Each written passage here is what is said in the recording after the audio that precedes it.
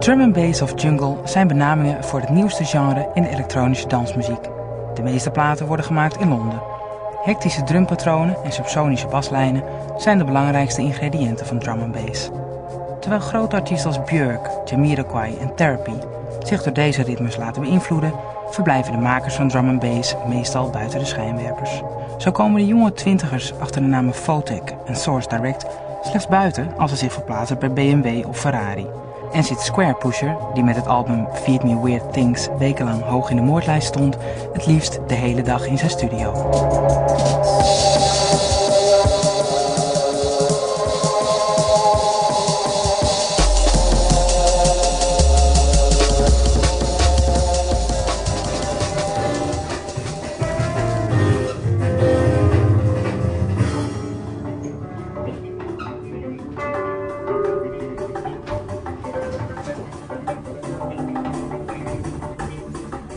This is your home studio? Yeah, that's right. Yeah. This is Squarepusher Central. Yeah. You work here all the time? Yeah. Basically, it's my full-time residential studio. Okay, so I'll just basically I'll run you from that again, and I'll show you what happens. It's that, you know, it all breaks down into separate layers.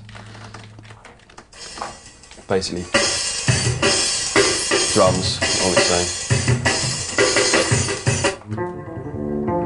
own, bass guitar part, clavinet part, which is like 101, and then sort of like a sort of 101 kind of sound on top. So, do you see how it kind of just all sort of sits in layers, basically.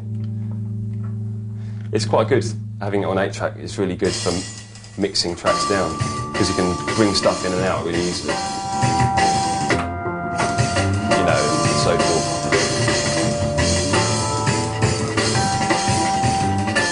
So that's how it works.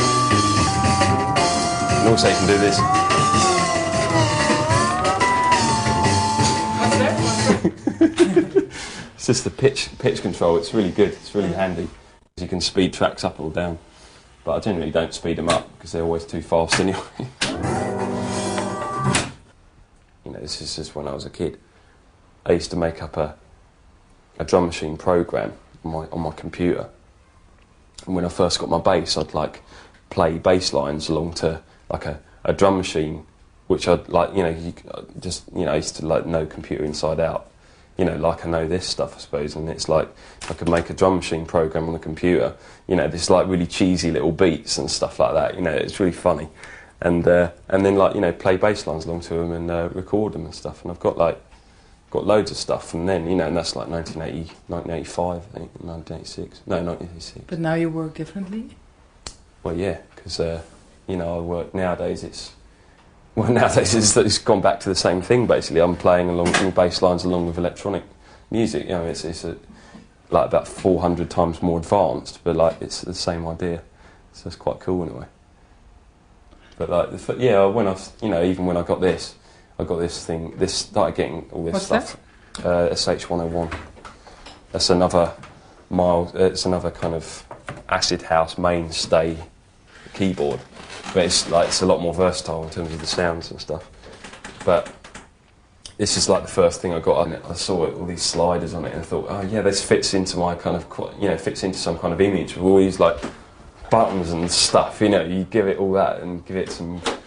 And so I got the man to plug it in for me. And I was like, oh yeah, and it's like, wow, you know, it's the machine. You know, this is it. It's like.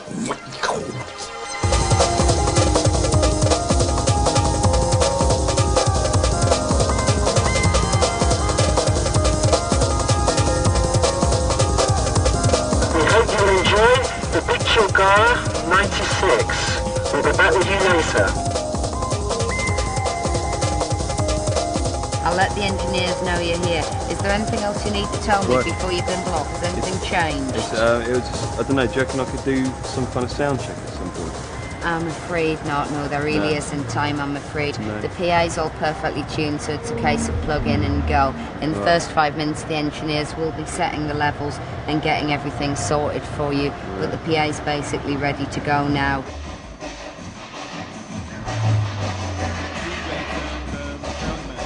Do you often play this kind of big festivals? No, this is the first festival I've ever done. So how do you feel about that? Yeah, I'm quite excited, but it doesn't look. I don't know. I thought it'd be bigger, but well, whatever. We'll see. Are you nervous? No, but I will be. I will be about an hour before I go on.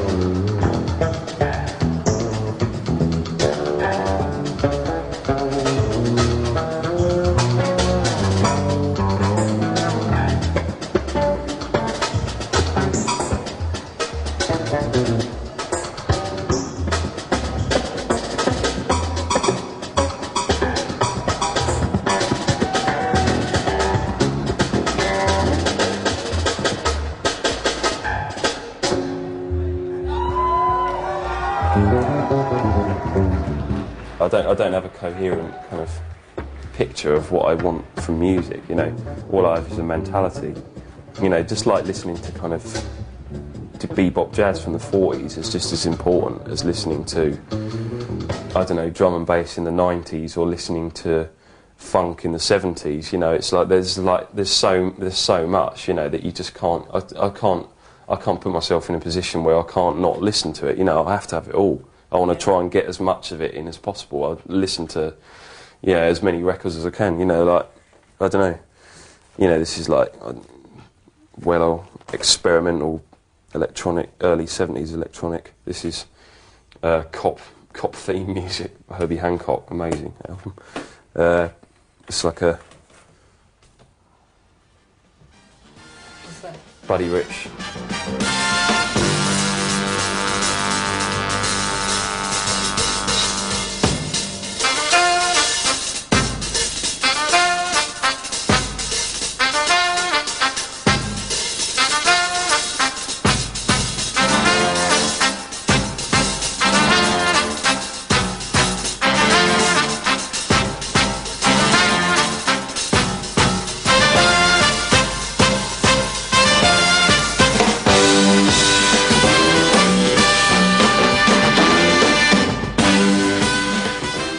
You know, the thing is that all of the rhythms of drum and bass aren't new.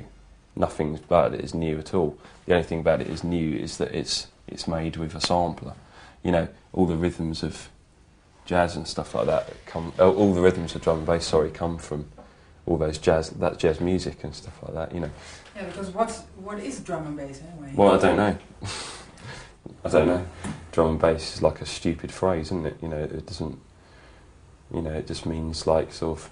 It's just like a term which like people use, isn't it, for make it easier.